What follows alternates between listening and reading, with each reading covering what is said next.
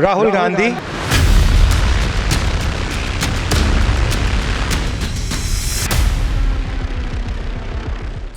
मैं आपका हूं, आपकी आवाज मैं संसद में उठाऊं।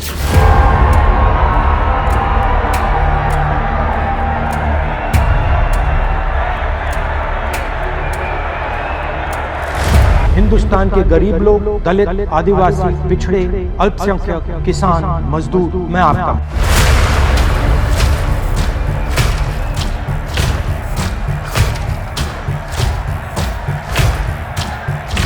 मुझे किसी ने पूछा मेरे लिए एलओपी का क्या मतलब है। एलओपी आपकी आवाज है, आपका औजार है।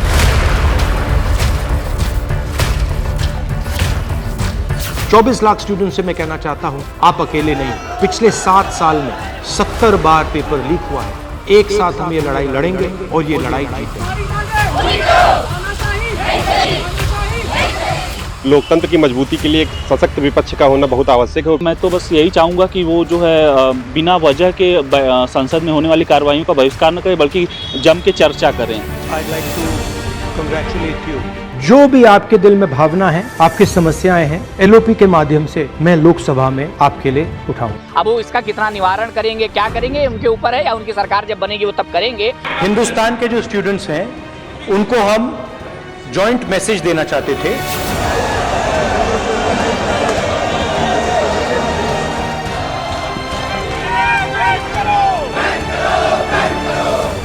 वह एक झूठा नैरेटिव बनाना चाहते हैं। अगर चर्चा हो गई तो उनका झूठे नैरेटिव का बबल फूट जाएगा और यह भी पता चल जाएगा कि राहुल गांधी में एलओपी बनने की कितनी क्षमता है।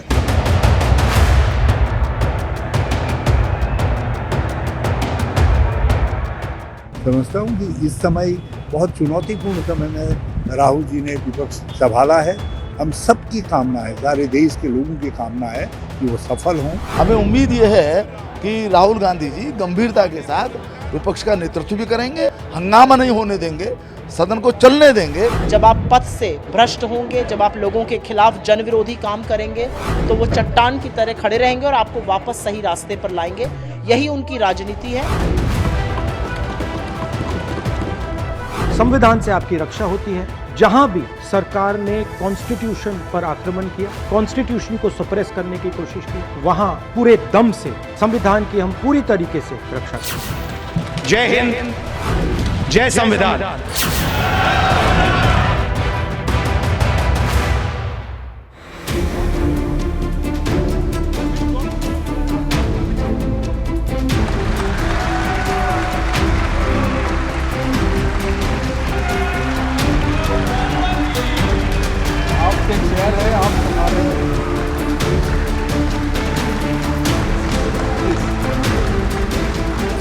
Last night, my mother came to my room and she sat with me and she cried. Why did she cry? She cried because she understands that the power so many people seek is actually a poison.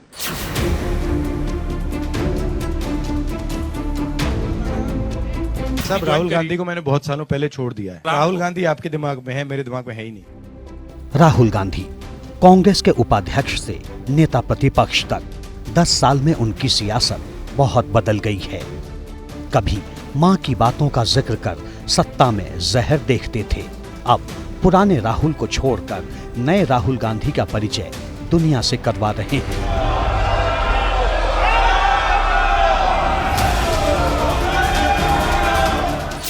Rahul Gandhi 2004 में चुनावी राजनीति में आए और तब से वो कोई भी बड़ा पद, खासतौर पर संवैधानिक पद लेने से बचते रहे थे।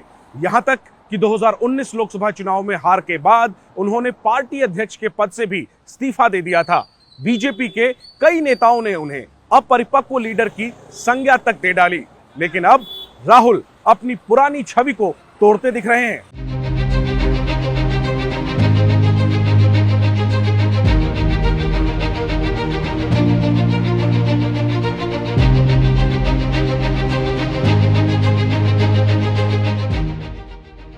भारत जोड़ो यात्रा और न्याय यात्रा ने राहुल की सियासी इमेज को गढ़ने में बड़ी भूमिका निभाई। Mechanic, truck drivers, railway station पर कुलियों से मिलना और सब्जी मंडी में काम करने वालों के बीच जाने से उनकी एक अलग छवि बनी। उन्हीं तस्वीरों के जरिए कांग्रेस के नेता राहुल गांधी के जननायक होने का दावा करते हैं।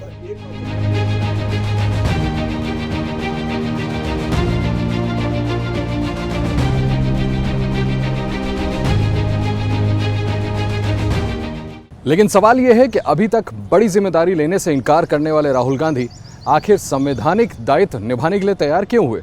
राहुल गांधी को नेता प्रतिपक्ष बनाने के पीछे कांग्रेस का प्लान क्या है? बीते 2 चुनाव में कांग्रेस के पास संसद का 10% सीट शेयर यानी 54 सीटें भी नहीं रही थी।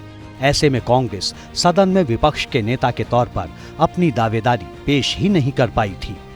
2014 में कांग्रेस के पास 44 सीटें थी और 2019 में 52 सीटें। इस बार कांग्रेस के पास 99 सीटें हैं। कांग्रेस चाहती तो अपनी पार्टी में किसी और नेता को ये पद दे सकती थी, लेकिन राहुल गांधी को नेता विपक्ष बनाने के पीछे बड़ी प्लानिंग है। दरअसल कांग्रेस नहीं चाहती कि विपक्ष का कोई और नेता मोदी के खिलाफ बड़ा चेहरा बने। केजरीवाल जेल में है, अखिलेश, ममता जैसे कांग्रेस के सहयोगी दलों के नेता अपने राज्यों में बीजेपी से लड़ रहे हैं। ऐसे में कांग्रेस राहुल गांधी का कद बढ़ाने के लिए उन्हें फ्रंट फुट पर लाई है। चुनाव परिणाम आने के बाद भी कोई नहीं जानता था कि राहुल गांधी विपक्ष के नेता बनेंगे या नहीं। हालांकि 4 जून को चुनाव के नतीजे आए तो उस वक्त कांग्रेस मुख्यालय में इसे लेकर सुगबुगाहट तेज थी। कांग्रेस मुख्यालय 24 अकबर रोड पर पार्टी के समर्थक भी कहने लगे थे कि इस बार संसद में राहुल गांधी पूरे विपक्ष की आवाज बनेंगे। राजनीतिक विश्लेषक मानते हैं कि नेता प्रतिपक्ष का पद राहुल गांधी की जिम्मेदारी लेने वाली छवि को उजागर करेगा, क्योंकि नेता विपक्ष शैडो प्रधानमंत्री होता है। पूरे विपक्ष का न सिर्फ वो नेतृत्व करता है बल्कि कई जरूरी नियुक्तियों में प्रधानमंत्री के साथ बैठता है। नेता प्रतिपक्ष के तौर पर निश्चित रूप से राहुल गांधी एक हमेशा आपकी निगाह में रहेंगे, उनकी हर गतिविधि निगाह में रहेगी। और अब तक उन्होंने जो 20 साल में 2004 से लेके अब तक काम किए वो सब लोग भूल जाएंगे। देखिए, राहुल गांधी की ये एक अच्छी शुरुआत है। अगर पिछले 10 सालों में देखा जाए, भले ही वो जीत नहीं पाए हों, लेकिन नेता प्रतिपक्ष के रूप में अगर वो अपनी उपयोगिता सिद्ध कर पाते हैं तो यह उनके लिए बहुत बड़ा मौका रहेगा। जिस तरह का चुनाव कैंपेन पीएम मोदी और राहुल गांधी के बीच देखा गया, उसमें कोई दो राय नहीं कि दोनों एक दूसरे पर तीखी बयानबाजी करते हैं। जैसे ही मैंने ये देश के एक्सरे की बात की, नरेंद्र मोदी कांपने लग गया। उसकी आदत है, जैसे उसको डर लगता है ना, वो झूठ बोलना शुरू कर देता है। मेरी करबद्ध प्रार्थना है कि नामदारों को कुछ मत कहो। हम कामदार सहन करने के लिए पैदा हुए, हम सहन करेंगे। ऐसे में प्रधानमंत्री के साथ बैठकर फैसले ले पाना और काम चलाऊ रिश्ते कायम कर पाना राहुल गांधी के लिए बड़ी चुनौती होगी। लेकिन अगर वो खुद को एक परिपक्व नेता के तौर पर और मजबूत करना चाहते हैं तो उन्हें दमदारी से अपना काम करना होगा। लेकिन लोगों के मन में सवाल यह है कि क्या राहुल गांधी नेता प्रतिपक्ष की भूमिका निभा पाएंगे? क्या वो विपक्ष के गठबंधन दलों को अपने एजेंडे के साथ जोड़ पाएंगे? और सवाल ये भी है कि क्या विपक्ष और सरकार के बीच में राहुल गांधी सहयोग और तालमेल बिठा पाएंगे, या फिर सत्ता पक्ष और विपक्ष के बीच में सिर्फ और सिर्फ संग्राम देखने को मिलेगा? ये समझने के लिए नेता प्रतिपक्ष बनने वाले दिन से राहुल गांधी को देखना और उनको समझना बहुत जरूरी है। श्री राहुल गांधी जी। राहुल गांधी ने नेता प्रतिपक्ष का पद संभालते ही संसद में पहले ही दिन सत्ता पक्ष के सामने अपने इरादे साफ कर दिए। ओम बिरला के फिर से लोकसभा स्पीकर बनने पर बधाई संदेश में जो बातें कही, उसमें कई संदेश छिपे हैं। Of course, the government has political power, but the opposition also represents the voice of India's people. And this time, the opposition represents significantly more voice of the Indian people than it did last time. Rahul Gandhi ने बधाई देने के बहाने speaker को इशारों इशारों में बता दिया कि पिछले कार्यकाल की तरह नई सरकार में विपक्ष की आवाज दबाने की कोशिश न की जाए। I'm confident that you will allow us to represent our voice, allow us to speak, allow us to represent the voice of the people of India. Speaker, sir, the question is not how efficiently the House is run.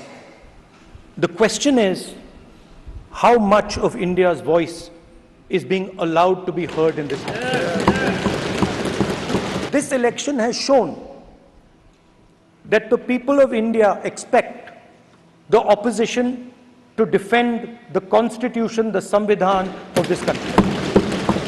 इस नई संसद में पहला भाषण उनका सचमुच बहुत अच्छा था और बहुत सलीके से था। एक संयमित आदमी दिख रहे थे और 20 साल बाद से ही हमें एक बड़ा नेता मिला है और भारतीय लोकतंत्र के लिए बहुत शुभ संकेत है अगर राहुल गांधी ठीक से इसी निरंतरता से 24/7 से काम करते रहेंगे तो निश्चित रूप से देश के लिए एक सुखद संदेश है। नए संसद भवन और नई सरकार के पहले सत्र में सरकार की घेराबंदी से पहले राहुल ने सभी विपक्षी दलों के फ्लोर लीडर्स की बैठक की और नीट के मुद्दे को बड़ा बनाने में सहमति ली। मैं रिक्वेस्ट करता हूं प्रधानमंत्री जी को कि ये युवाओं की इशू है और अच्छी तरह प्यार से डिस्कशन होना चाहिए, रिस्पेक्टफुली डिस्कशन होना चाहिए। हम रिस्पेक्टफुली करेंगे, आप भी डिस्कशन में ज्वाइन कीजिए, आप भी भाग लीजिए।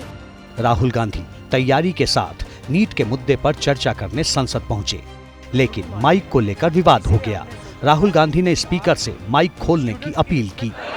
माइक मैं बंद नहीं करता हूं, पूर्व में भी आपको व्यवस्था दी थी, यहाँ कोई बटन नहीं होता। सर माइक तो दे दीजिए। मैं आपको पूर्व में बता चुका हूं कि आप विषय राष्ट्रपति भाषण में रखें। अभी आपका नहीं सर, कोई हम रिकॉर्ड में नहीं जाएगा, इसलिए मेरा आग्रह है उनको, हिंदुस्तान के जो स्टूडेंट्स हैं उनको हम जॉइंट मैसेज देना चाहते थे। हाँ दें आप। सुनिए जॉइंट मैसेज देना चाहते थे ऑपोजिशन और सरकार के साइड से कि इस मुद्दे को हम ज़रूरी मानते हैं और इसीलिए हमने सोचा था कि आज स्टूडेंट्स की रिस्पेक्ट करने के लिए हम नीट पर डिस्कशन करें। ठीक है, आप डेडिकेटेड डिस्कशन। अब बात यह है कि दो फोर्सेस हैं, एक तरफ नहीं माने ओके, सभा पटल पर रखे जाने वाले पत्र। कांग्रेस ने राज्यसभा में भी इस मुद्दे को उठाया, आरोप लगाया कि ऐसे गंभीर मुद्दे पर माइक बंद करने जैसी ओछी हरकत करके युवाओं की आवाज को दबाने की साजिश की जा रही है। आज स्टूडेंट्स बहुत परेशान है। नीट का एग्जामिनेशन बार 7 साल में 70 बार पेपर लीक होता है। I do not तो क्या है 7 साल में nothing will go on record. 70 I am not getting no. नेता विपक्ष के तौर पर राहुल गांधी ने आक्रामक शुरुआत की है।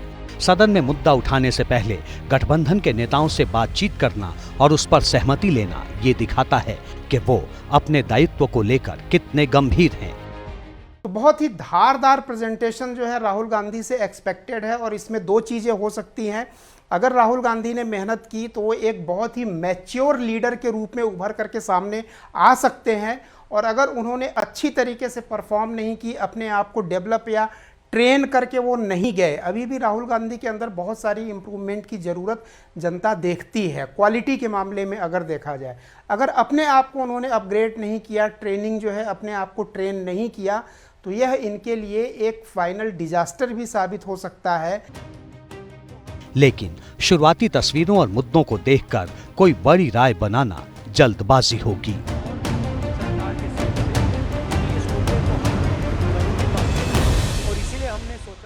जैसे जैसे वक्त बीतेगा सरकार और विपक्ष के बीच तल्खियां बढ़ सकती हैं। इंडिया गठबंधन में भी कई मुद्दों पर आम राय बनाना मुश्किल होगा। ऐसे वक्त में राहुल गांधी की बड़ी परीक्षा होगी। सांसद के रूप में राहुल गांधी का ये 5वां टर्म है, यानी 2004 से अब तक वे लगातार सांसद हैं।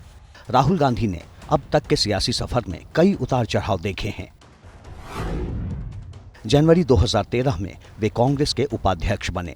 2014 के लोकसभा चुनाव में कांग्रेस सिर्फ 44 सीटों पर सिमट गई। 2017 से 2019 तक राहुल कांग्रेस के अध्यक्ष रहे, तब कांग्रेस सिर्फ 52 सीटें ही जीत पाई। यही नहीं, राहुल गांधी अमेठी सीट भी हार गए। 1980 के बाद से गांधी परिवार की पहली बार अमेठी में हार हुई थी।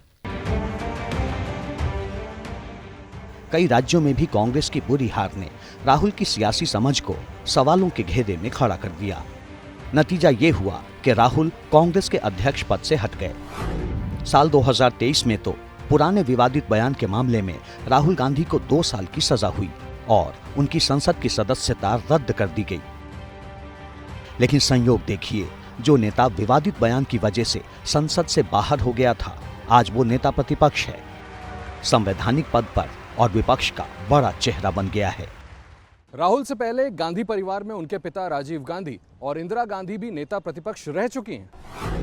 18 दिसंबर 1989 से 24 दिसंबर 1990 तक Rajiv Gandhi leader of opposition थे, तो सोनिया गांधी 13 अक्टूबर 1999 से 6 फरवरी 2004 तक लोकसभा में विपक्ष की नेता रहीं। अब कांग्रेस का प्रदर्शन सुधरने पर राहुल ने जिम्मेदारी ली है, तो उनके सामने कई बड़ी चुनौतियां हैं। पहली चुनौती है संसद की कार्यवाही में लगातार मौजूद रहना। पिछले 3 लोकसभा की कार्यवाहियों में राहुल की मौजूदगी पर नजर डालें तो प्रेजेंस के मामले में उनका रिकॉर्ड कुछ ऐसा था। 15वीं लोकसभा में नेशनल एवरेज अटेंडेंस 76% था, जबकि राहुल गांधी की हाजिरी 43% रही। 16वीं लोकसभा में नेशनल एवरेज अटेंडेंस 80% था, जबकि राहुल गांधी की हाजिरी रही 52%। 17वीं लोकसभा में नेशनल एवरेज अटेंडेंस 79% था, जबकि राहुल गांधी का अटेंडेंस सिर्फ 51%। डिबेट्स में भी राहुल गांधी बढ़ चढ़कर हिस्सा लेते रहे हैं। नेशनल एवरेज से ज्यादा उनकी मौजूदगी रही है और सरकार से उन्होंने सैकड़ों सवाल भी पूछे। राहुल गांधी ने 15वीं लोकसभा के दौरान 300 सवाल उठाए। 16वीं लोकसभा की कार्यवाही में 293 और 17वीं लोकसभा के सत्र में 210 सवाल पूछे, जो कि नेशनल एवरेज 99 से बहुत ज्यादा है। यानी ये उम्मीद की जा सकती है कि राहुल गांधी बतौर नेता प्रतिपक्ष सत्र के दौरान सदन की कार्यवाही में पहले से ज्यादा सक्रिय और मौजूद रहेंगे। ये ठीक है कि कांग्रेस ने इस बार लोकसभा चुनाव में 99 सीटें जीती हैं। राहुल गांधी को प्रतिपक्ष नेता का दर्जा भी मिला है, लेकिन सबसे बड़ी बात है कि केवल हंगामा करके या कुछ भ्रम फैलाकर राहुल पहले की तरह राजनीति नहीं कर सकते। अब उन्हें जवाबदेही भी तय करनी है। संसद में विपक्ष के नेता की भूमिका सिर्फ सवाल जवाब करने तक सीमित नहीं होती। वो संसद में सभी विपक्षी दलों की आवाज तो बनते ही हैं, साथ ही उनके पास अपनी शक्ति और विशेषाधिकार होते हैं। यहीं पर राहुल गांधी के सामने दूसरी बड़ी चुनौती होगी। विपक्ष का नेता कई प्रमुख समितियों जैसे पब्लिक अकाउंट, पब्लिक अंडरटेकिंग और एस्टीमेट पर बनाई गई कमेटी का हिस्सा होता है। विपक्ष के नेता की सबसे महत्वपूर्ण भूमिका संयुक्त संसदीय समितियों और चयन समितियों में होती है। ये चयन समितियां प्रवर्तन निदेशालय यानी ईडी, केंद्रीय जांच ब्यूरो यानी सीबीआई, केंद्रीय सतर्कता आयोग, केंद्रीय सूचना आयोग, लोकपाल, साथ ही चुनाव आयुक्तों और राष्ट्रीय मानवाधिकार आयोग के अध्यक्ष जैसे काफी महत्वपूर्ण पदों की नियुक्तियां करती है। राहुल गांधी की परीक्षा इन पदों पर नियुक्तियों को लेकर भी होगी। जिस तरह से राहुल गांधी लगातार सक्रियता दिखा रहे हैं और काफी नपी तुली बातें कर रहे हैं, उससे ऐसा लगता है कि अगर इन नियुक्तियों में वो ये भले नहीं तय कर पाएंगे कि कौन व्यक्ति इस पद पे आए, लेकिन जब भी ऐसी नियुक्ति की प्रक्रिया चल रही होगी तो वो प्रभावी तरीके से विपक्ष की बात रख सकेंगे और जो विरोध करने के मुद्दे होंगे, मुझे लगता है वो भी प्रभावी तरीके से उठा पाएंगे। राहुल गांधी के सामने तीसरी बड़ी चुनौती इंडिया गठबंधन को एकजुट बनाए रखना है। सरकार से दो हाथ करने के साथ ही राहुल गांधी को गठबंधन धर्म को भी निभाना पड़ेगा। बदली हुई परिस्थितियों में कौन साथ होगा और कौन दगा देगा, अभी कहना संभव नहीं है। लेकिन स्पीकर के चुनाव में इस बात का पता चल गया था कि राहुल गांधी की राह आसान नहीं होने वाली। सरकार चाहती थी कि ओम बिरला को सर्वसम्मति से स्पीकर चुन लिया जाए, लेकिन कांग्रेस डिप्टी स्पीकर की मांग पर अड़ी रही। राजनाथ सिंह और मल्लिकार्जुन खड़गे के बीच हुई बातचीत बेनतीजा रही। इसके बाद स्पीकर का चुनाव तय हो गया। एनडीए सरकार की ओर से ओम बिरला ने पर्चा भरा तो कांग्रेस नेतृत्व ने के सुरेश को आगे किया, जिसका समर्थन समाजवादी पार्टी, डीएमके, उद्धव ठाकरे की शिवसेना और एनसीपी ने किया, लेकिन टीएमसी इससे दूर रही। टीएमसी की ओर से कहा गया कि के सुरेश के नाम पर उनसे चर्चा नहीं की गई। इस घटनाक्रम को राजनीतिक विश्लेषकों ने इंडिया गठबंधन में दरार बताया और इसीलिए स्पीकर का चुनाव ध्वनि मत से किया गया। कांग्रेस यहां गठबंधन को एकजुट रखने में फेल रही। Shri Om Birla is declared elected as the speaker of this house.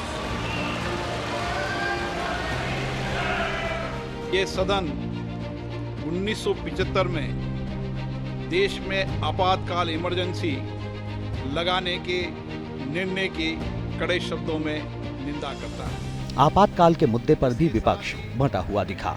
जब लोकसभा अध्यक्ष ओम बिरला प्रस्ताव पढ़ रहे थे तो हंगामा करने वालों में सिर्फ कांग्रेस के सांसद दिखे, विपक्ष के बाकी सांसद अपनी कुर्सियों पर बैठे रहे।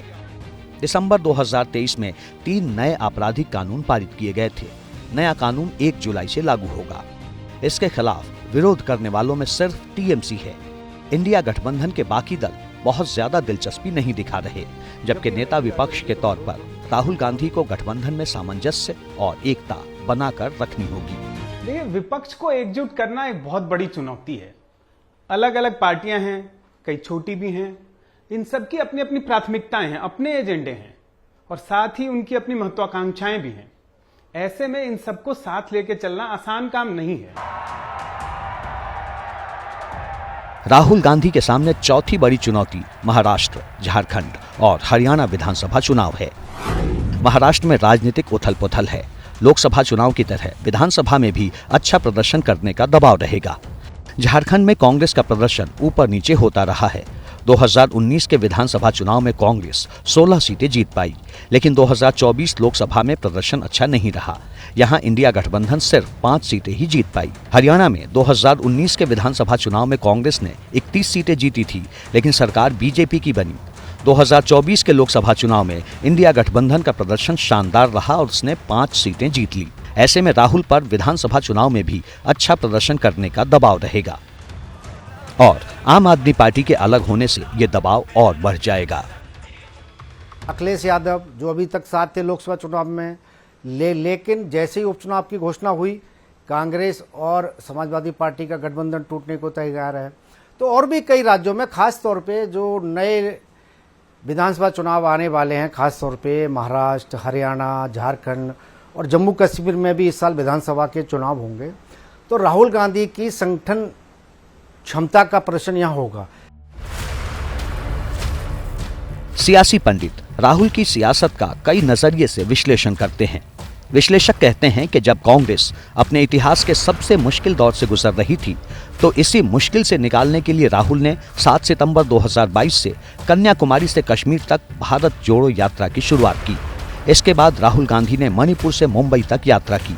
मणिपुर हिंसा, जातिगत जनगणना, ओबीसी आरक्षण को मुद्दा बनाया और 2024 के चुनाव में कांग्रेस को 99 सीटों पर जीत दिलाई। राहुल गांधी जब राजनीति में आए तो विरोधियों ने उनकी छवि गैर जिम्मेदार नेता के तौर पर बनाई थी, लेकिन अब वो सत्ता से सीधे टकराते दिख रहे हैं। उनके पिताजी जो है 1989 में जब लीडर अपोजिशन बने तो हमको उनके साथ काम करने का मौका मिला और उन्होंने 2 साल के अंदर ही वीपी सिंह जी की सरकार को गिरा दिया है। उसके अंतर विरोधों को इस तरीके से जाहिर किया कि वो सरकार गिर गई। तो मैं समझता हूँ कि इस समय बहुत चुनौतीपूर्ण समय में राहुल जी ने संभाला है। हम सबकी कामना है, सारे देश के लोगों की कामना है कि वो सफल हों।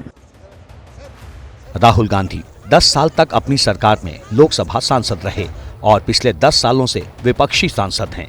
उनकी मां सोनिया गांधी ने बतौर leader of opposition Atal Bihari Vajpayee का सीधा सामना किया था और कांग्रेस गठबंधन को 10 साल के लिए सत्ता में लेकर आई, जबकि राहुल गांधी नेता प्रतिपक्ष बनकर नरेंद्र मोदी का सीधा सामना कर रहे हैं।